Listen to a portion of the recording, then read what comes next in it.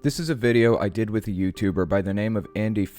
He's been following a cult called Teal Swan for years. The group is closely linked with spirit science, which some of you may recognize. It deals with some very sensitive subjects, like suicide. I thought about censoring the relevant words so the video doesn't get demonetized, but I said last month I'd plan to do one demonetized video per month and talk about whatever subject I feel is seriously important. So this is that video. If you guys want to support me and make sure I can continue to make demonetized videos like this for the sake of getting important information out, then check out my Patreon. If you want to get something back for your support, you can check out my game store where I sell controller and cartridge stands for every system from the original Nintendo to the Xbox One. You can also check out my Teespring. Links to all that are in the description, so give it a look. Okay, now let's talk about the Teal Swan cult. Let's get into it.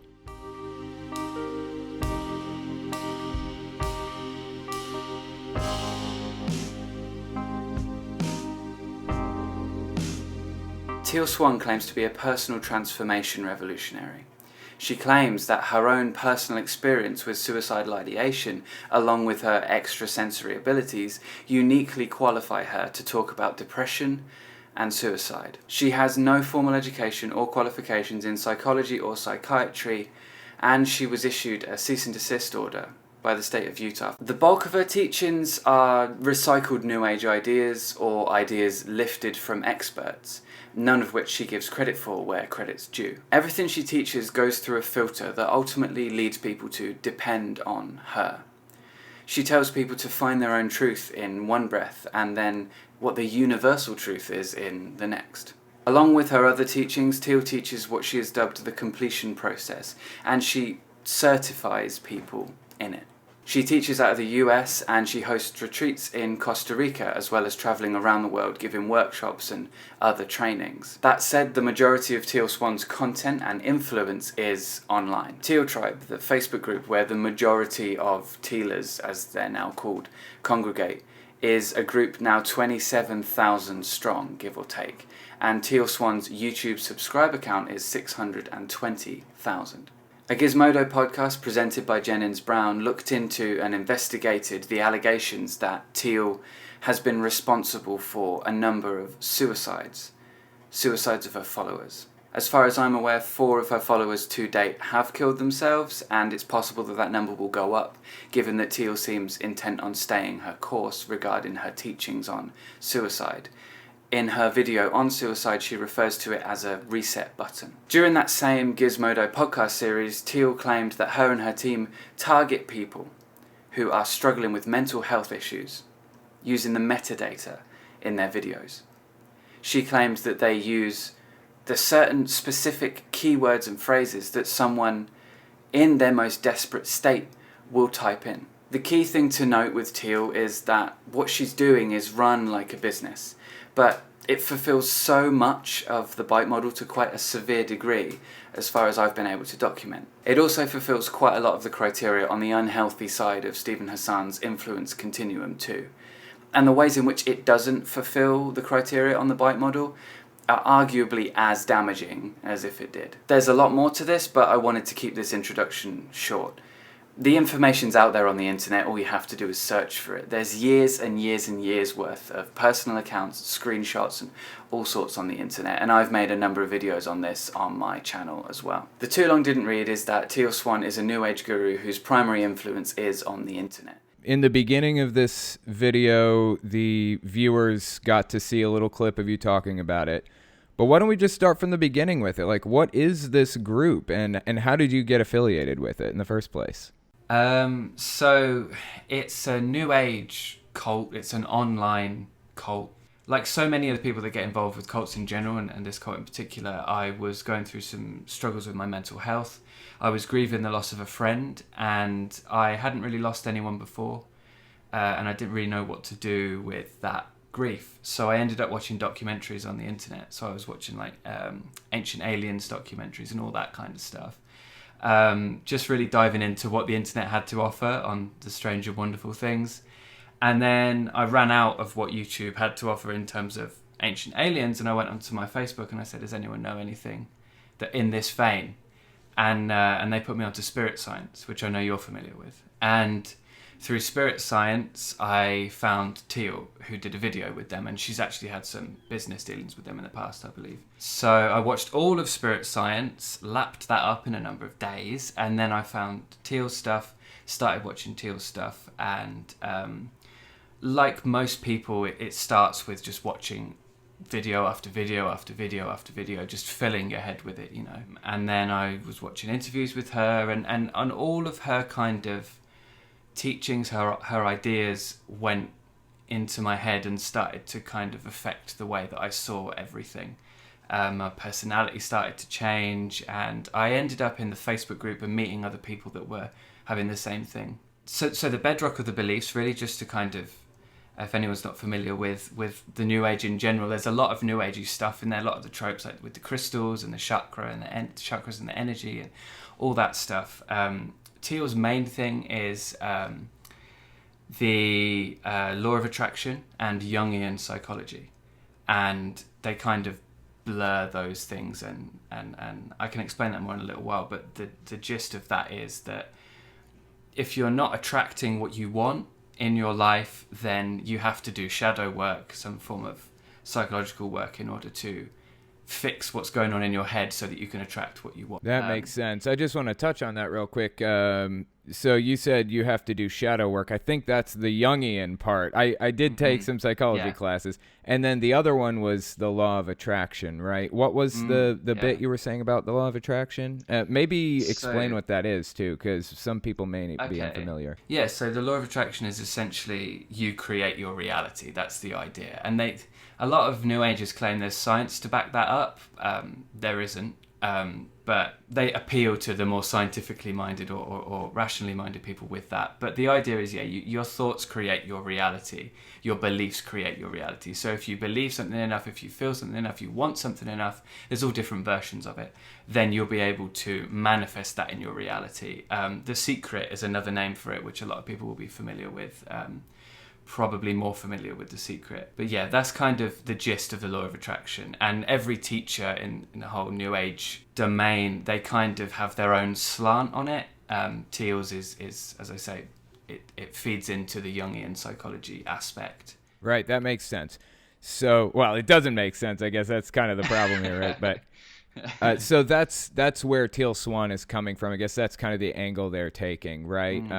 Did you say that they're a branch off of Spirit Science, or that they just worked with them at one point? They worked with them. I heard a story, I don't know how true it is, that it was the guy who runs Spirit Science. It was him encouraging her that caused her to make videos in the first place. I'm not sure how true that is, but they've been kind of affiliated since the beginning of what Teal is doing, and she's had her paintings listed on his online store as well later on, and so there's kind of there's a business relationship, I think, but they're not dependent on each other in terms of their doctrine or anything. Very fascinating. I would feel like the two groups, Spirit Science and Teal Swan, are so independent that they would hate each other if they didn't agree with each other. But it's really fascinating to see that. So you were saying that this group kind of connects with like Jungian psychology and the law of attraction and everything. And you started out by watching Spirit Science videos, right? What happened after you finished those Spirit Science videos and joined that Facebook group? And also, what year was that? Was that recent or? That was 2012 that started. So I watched the Spirit Science videos, and on the Spirit Science channel, there's a video that they did with Teal. So through that video, like a collab sort of thing, through that video, I found Teal's channel and started watching Teal's channel. And the Facebook group I joined was one specifically for followers of Teal, called Teal Tribe. It still exists now. I actually interviewed a former admin of that on my channel recently. And so it's still around now. And so that whole group is focused primarily on Teal's teachings and the consequences of following those teachings and people connecting. It's kind of the online place where they congregate the followers. And Teal used to be active in it. She's less active in it now, I believe. less present there now. So I saw a tweet fairly recently where somebody was threatening you from the group Teal Swan. Tell me about, like, have you had a lot of threats from this group? Where did all this stem from? That one is, I think, one of the more severe kind of nasty things that I've had. Speaking out about any cult, as you'll know, you do get a lot of vitriol, you do get a lot of nastiness. My comment section, anytime I've done a video about Teal, my comment section, it's best not to go there as the person who's made the video, because it's just horrible. A lot of it is kind of you gaslighting or trying to explain away why I might be making the video, other than that it is categorically nonsense, the teachings are categorically nonsense, or that it is operating like a cult even though it kind of touts itself as a business and that kind of thing. So I came out in 2014, 2015 time, and I was as physically out of an online cult as you can be. But I was very much still in the mentality of the cult, although I didn't believe in Teal anymore. I didn't follow her personally and her teachings anymore. The way I was thinking was very much still a cult kind of mentality. I looked into a lot of other gurus and teachers and that, so I was very much still a spiritual but not religious type person, until a couple of years ago now, probably 2017, 18 time, when I started to question what I was believing. I heard Brian Cox and Richard Dawkins and Ricky Gervais and people like that talking, and it started to make me question myself a little bit. Fast forward into about sort of June, July time this year, I was watching a lot more of your channel, of John Cedar's channel, and then I found out about the podcast about Teal, the Gizmodo Podcast, which was a guy, Jennings Brown, and his little team. They investigated the cult. They went and did interviews with Teal. I'll put that in the description and people can take a look at it. But go on. Yeah, it's fascinating stuff. And that was, I listened to that, and that made me realize that this thing was bigger than I thought it was. I thought it was just damaging, useless advice, really, from someone who was, a bit too big for their boots. But actually, the reality of it was that people had followed this advice, felt encouraged to kill themselves, and done so. So at that point, I was thinking, something bigger is going on here, and I have my own experiences with this. And now as an atheist, I can look at this in a different way. I can listen to the claims she's making, and I can go, hang on, I don't think that's true. That's probably not true. Why else might she be saying that she has extrasensory abilities, or that she was made by aliens to be beautiful so everybody would listen to her? Things like that.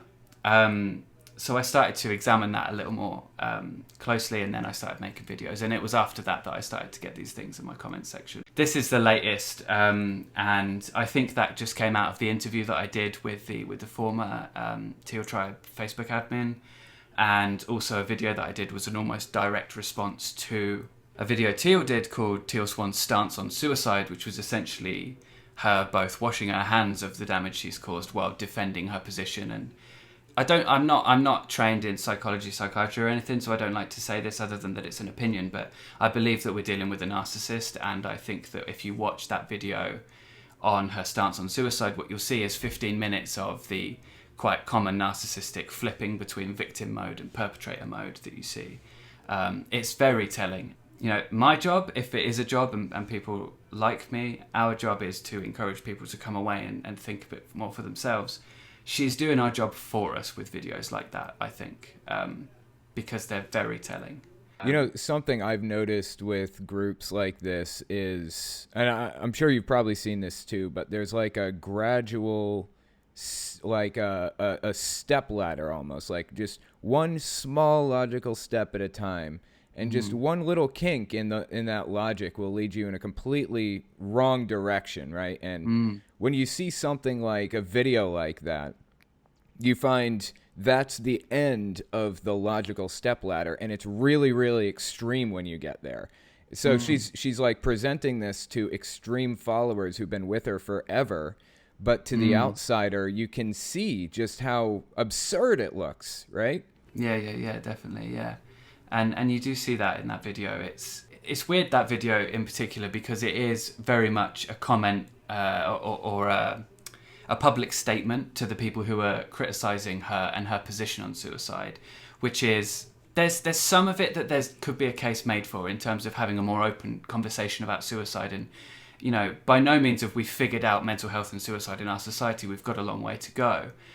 But should we be listening to the words of someone who doesn't have any education and qualification on this because she believes that her own personal experience with suicide and her extrasensory abilities uniquely qualify her to talk about that? I don't think so. So the video itself is very much a kind of response to people who have criticised her approach on suicide. And as one of those people, I felt like the response that I made was necessary to that, which, yeah, as we can see, it's definitely hit a nerve. Yeah, so that just to bring it back full circle, the threat that you got recently was a response to that video that you made about that. Is that right? Or it's possible it was a direct message I got on Facebook, so I don't know whether it was directly related to that, but the same person who sent me that message has been commenting on a few of my videos over the last sort of week or so anyway, reported now, but yeah, they had been.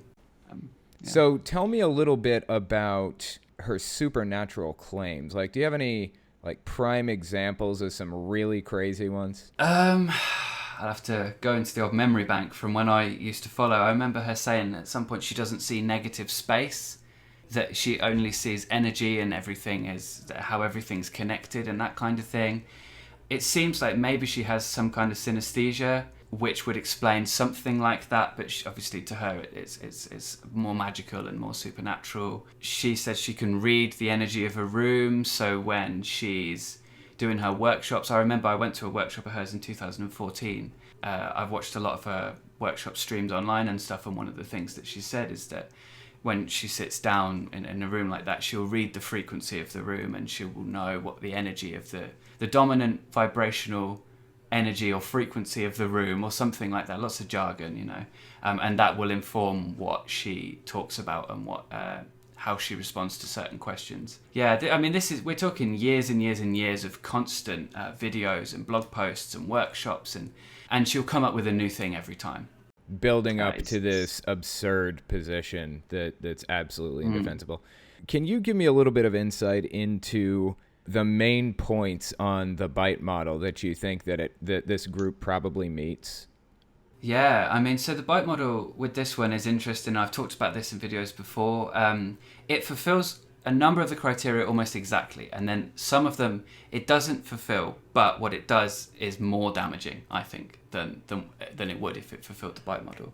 I haven't got the bite model in front of me now, so I'm going to have to go from memory. But I know that in particular in the behavior areas, the most concerning aspect is in the thought control and the emotion control.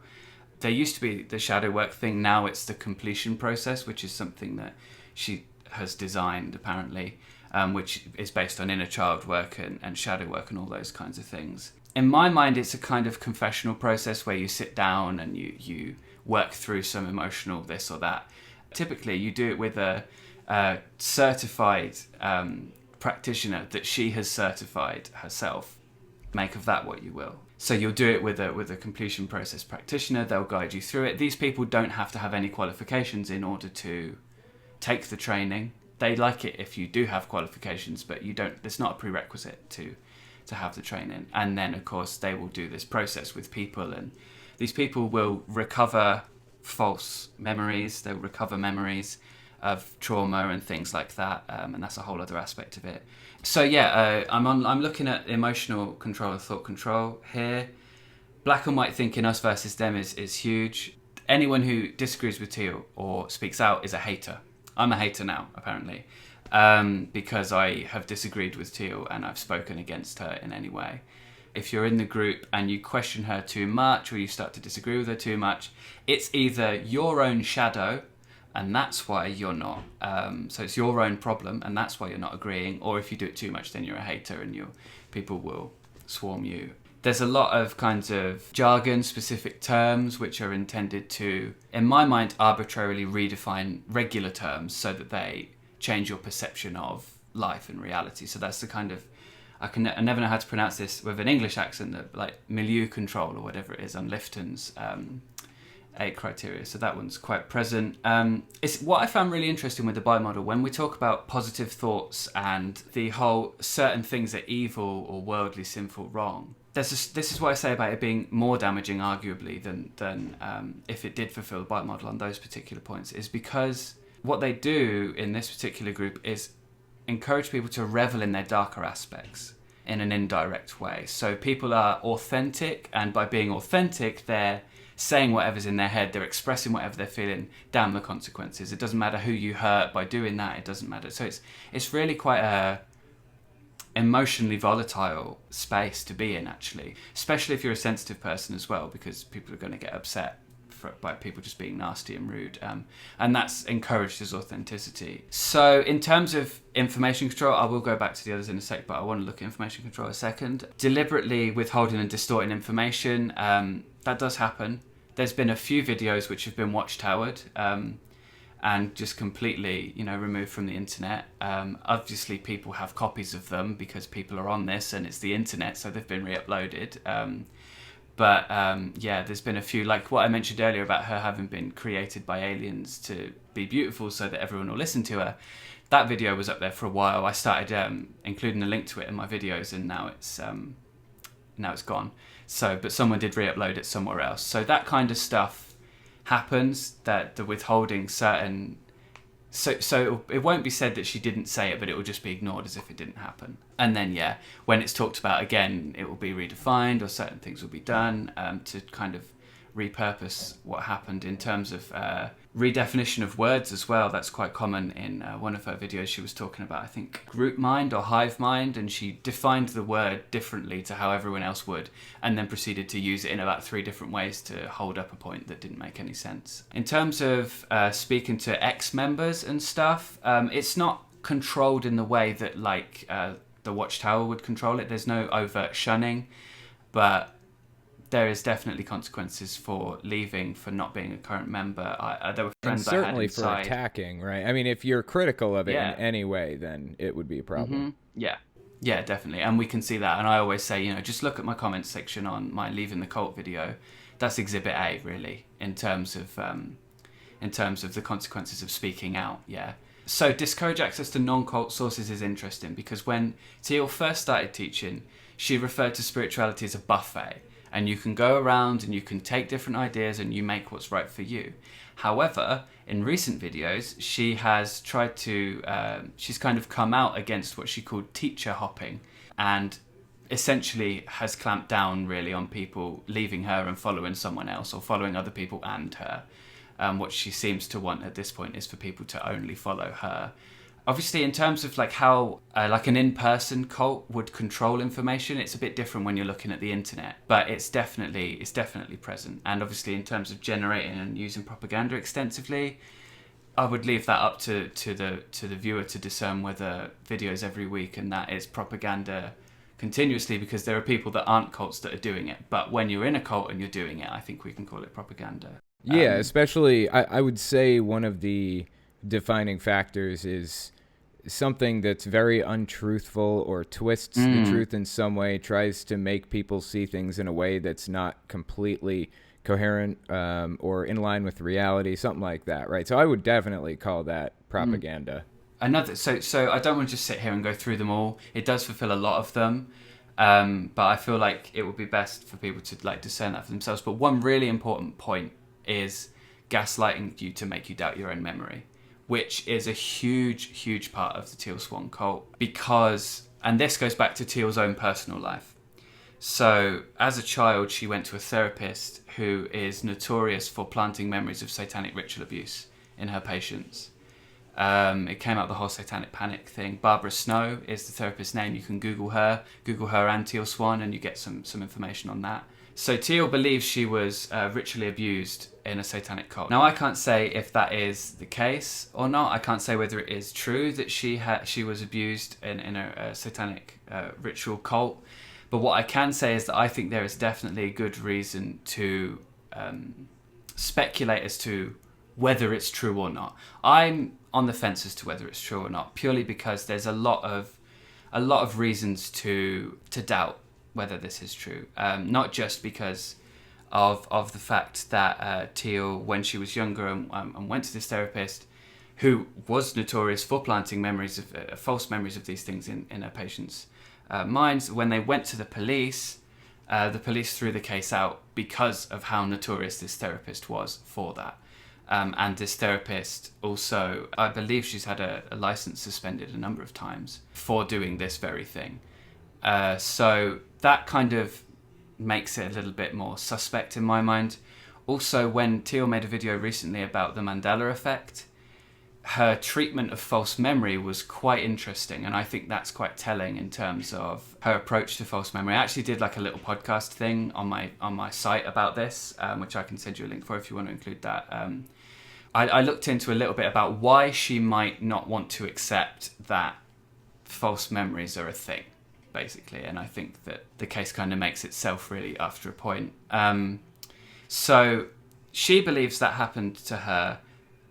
The possibility of it being a false memory is a very real one. She now works with people and essentially, at least I think so, what she does is essentially reenacts that therapy situation, but with her followers. It's kind of like a transference of that experience onto her followers.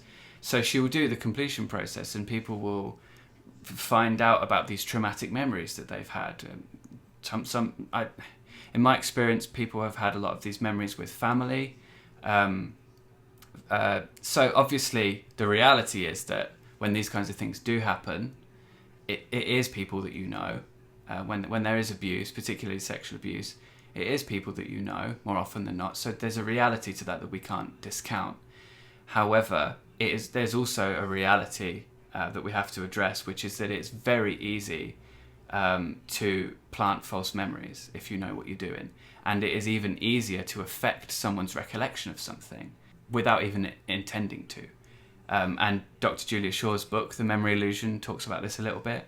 And it's a fascinating read for anyone interested in false memory and how memory works. Julia Shaw works with criminal law reform and that kind of thing, works in courtrooms with witness testimony. One example of someone that I believe recovered false memories is someone that so Teal uses leading questions a lot.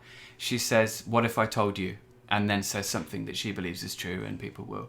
But given that she's in a position of authority and that she's made these supernatural claims and elevated herself into a position of social power, people are more likely to believe what she's saying. Teal said, "What if I told you there's a hell of a lot more sexual abuse or something like that, traumatic memories," I think she said, where that came from, right?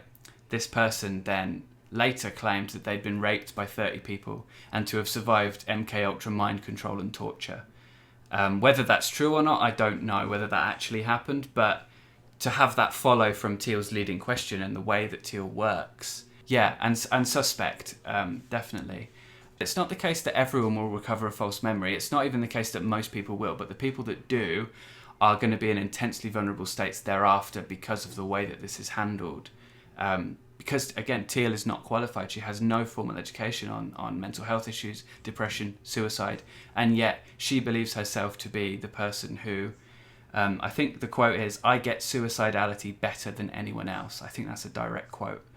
Which was from her Stance on Suicide video. So there's a real inflation of her belief. I think it's a false consensus, really. Is that she thinks that if it's true for her, then it must be true for everybody else. I think that's kind of the reality. Well, that is an extremely fascinating glimpse into this group. And like I said, hopefully I'm going to get to cover this in a standalone video at some point. But I appreciate you coming on and talking to us about it. Just quick question, where can people find you? You have a YouTube channel, right? I'll put a link in the description, but tell me about it a little bit. Yeah, so basically in my YouTube channel, I make videos about destructive cults, damaging norms, and just generally bad ideas. That's kind of what I'm doing. I'm looking at them. I'm changing it up a little bit now, and I'm looking more generally at cults because I've seen that I'm maybe just upsetting more people than I'm helping with the previous approach. And I wanted to just look into that and see if there's maybe another way of doing it. But generally, I'm talking about cults. I'm talking about, I've done a video on sexuality, and I want to talk about sexuality a little more in the future. Just damaging norms, destructive cults. And yeah, Andey the Fellows, I think is what it actually is on YouTube, Andey the Fellows.